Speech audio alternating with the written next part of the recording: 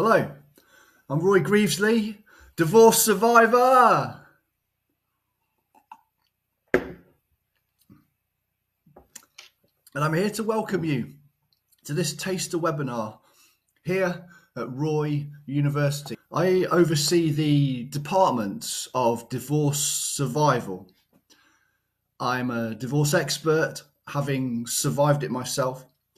And what I like to do, the short time we have this morning, is really, as far as possible, replicate for you the type of information that you will be taking in if you were to accept an offer to study here. I'm a specialist in divorce, and my knowledge feeds into my teaching. And one of my main areas is my now ex-wife's new husband, this man.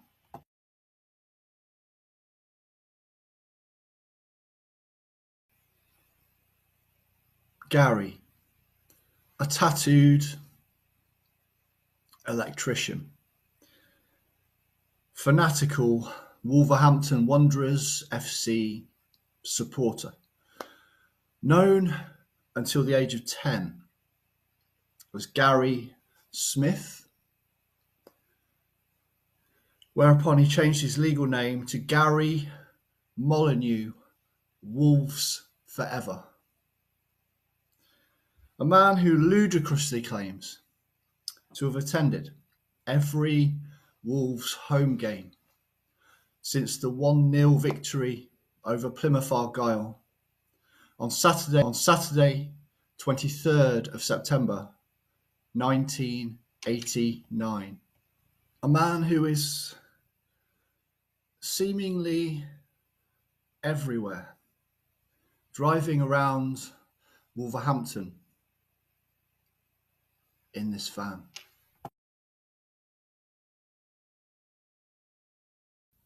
And in between, assisting the good people of Wolverhampton with any electrical problems they're having in their home.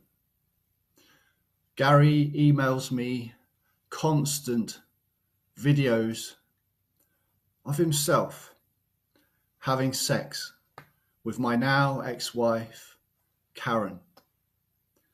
Having been unable to bring myself to block his email address, some of the videos having a hypnotic effect. One cold, wet night in Wolverhampton, a video with a particular power over me. Many of these videos being accompanied by a bombastic commentary like this. Oh, what just go, Roy? What just go? Come on, you!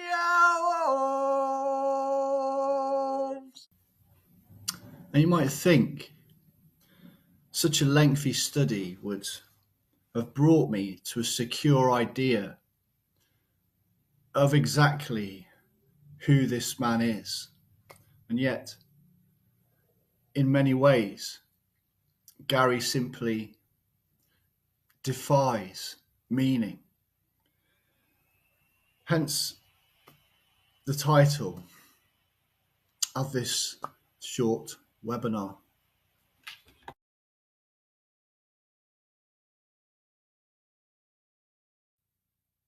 So I present this offering, this meditation, in the hope future generations of scholars will not be as baffled by Gary as I have been. His meaning elusive, many questions without answers. Why would a grown man spend the majority of his life paying to watch some millionaire kids chasing a ball the length and breadth of a grass pitch. Happy when a Wolves player briefly touches the ball.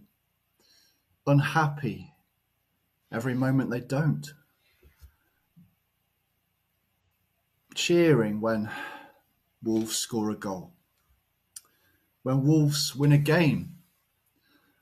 Trudging home, enervated when they lose. But first, a little background information. Gary Molyneux, Wolves Forever, was born on Sunday, the 23rd of September 1989, making his claim to have attended his first Wolves match mere hours after his birth. Even more ludicrous. His dad and all his relatives are, I understand, Wolves supporters of long standing, with a long history of all things Wolves. And Gary's van, as you've seen, painted black and gold with the Wolves badge upon it. His favourite player, I understand, is Wolves legend Steve Bull.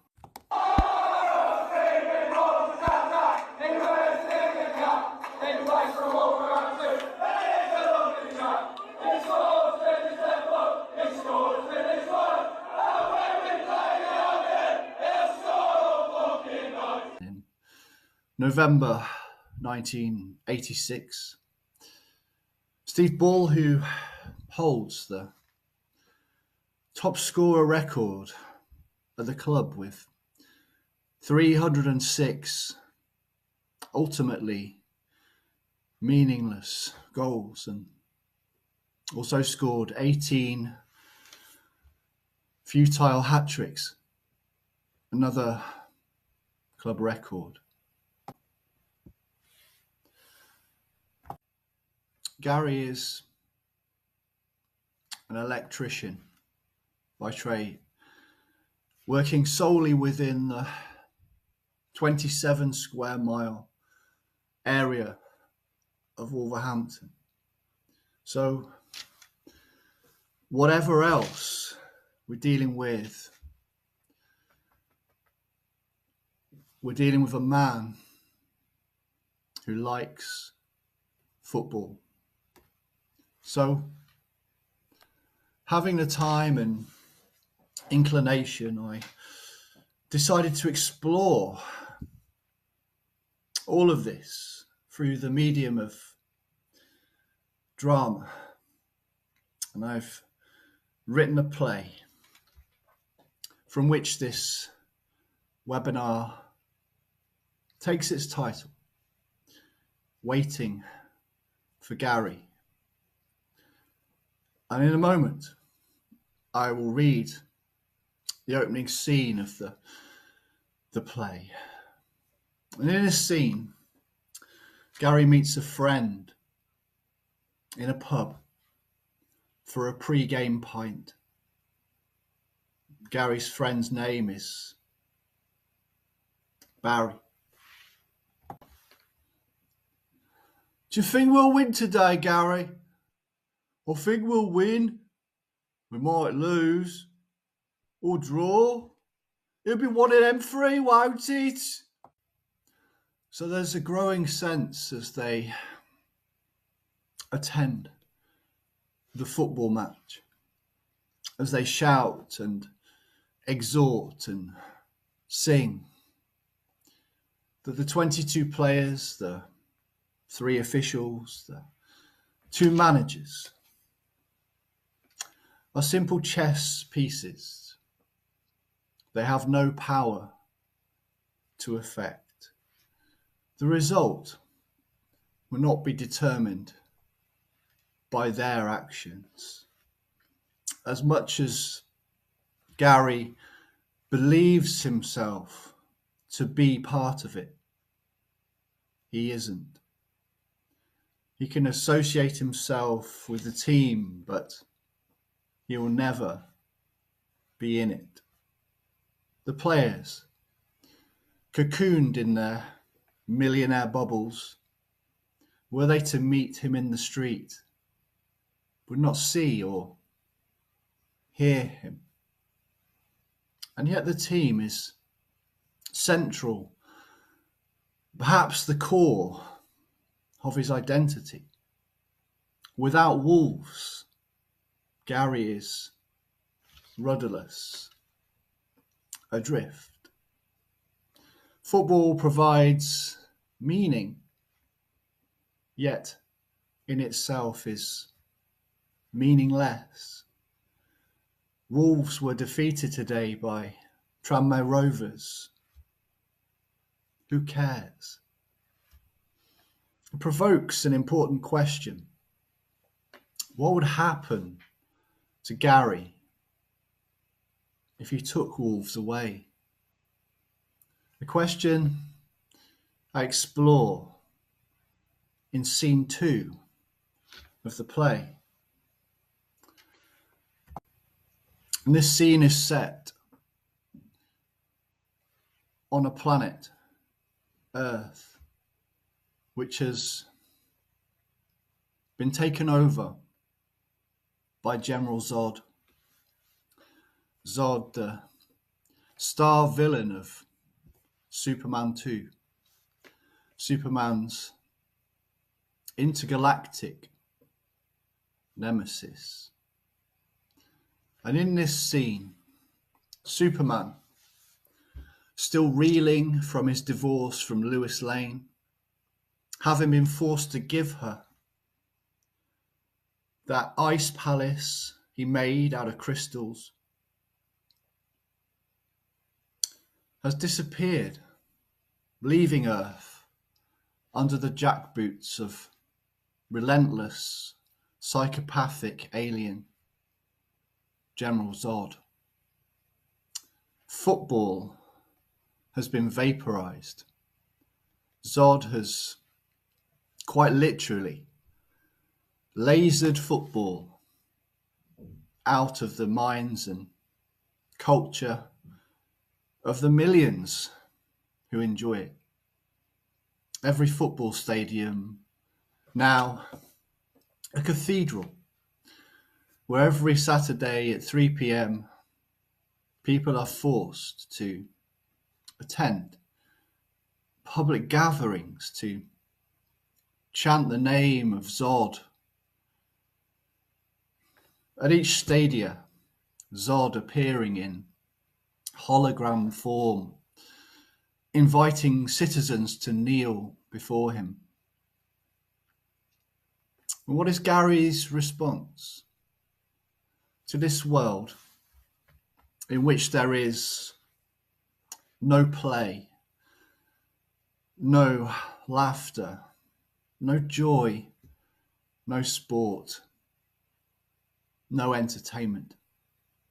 There is only Zod. Gary gets a Zod tattoo across his chest. Gary petitions Zod.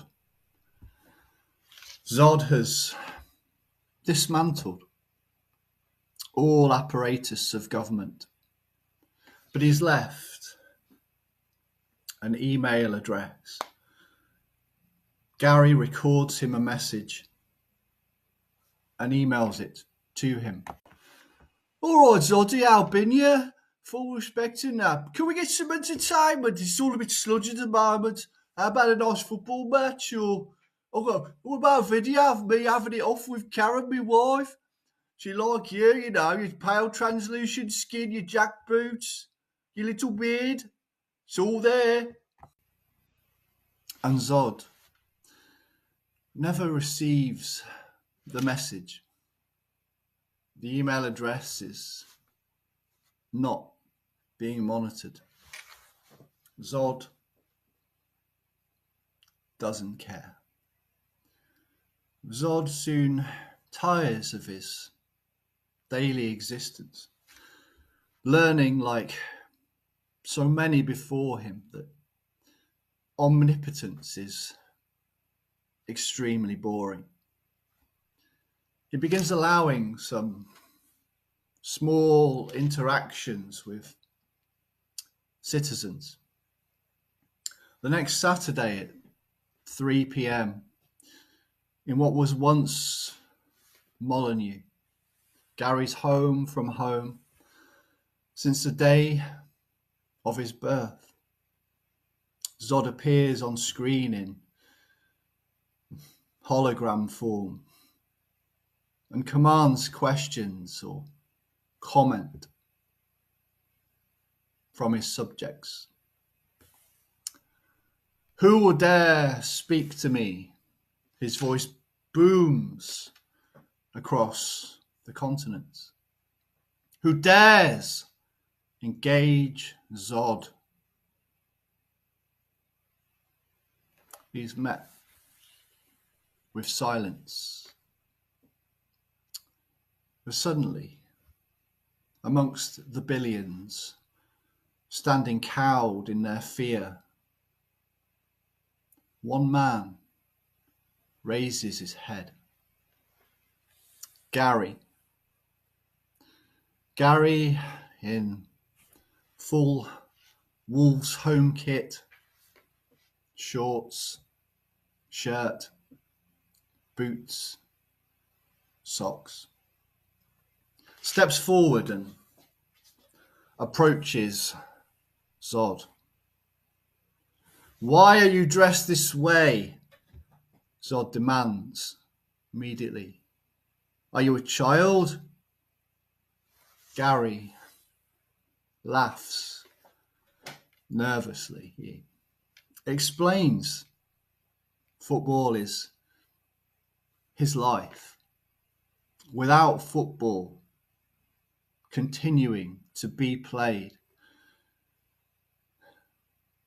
all he has is memories that, as he continues to age, will fade. Zod smiles. He enjoying Gary's pain. He is psychotic after all, and yet, as Gary kneels before Zod, placating him, he listens at first with disdain, but then with growing interest as Gary describes the ups and downs, the highs and lows of his life, and watching football, the emotional roller coaster, a treadmill of tears and perpetual disappointment. And he thinks, could this game, this football, provide the stimulation that I lack? Could this be the answer? No.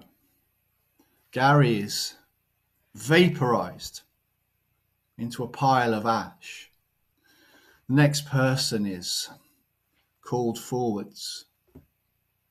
Life goes on till it doesn't. And then all goes black.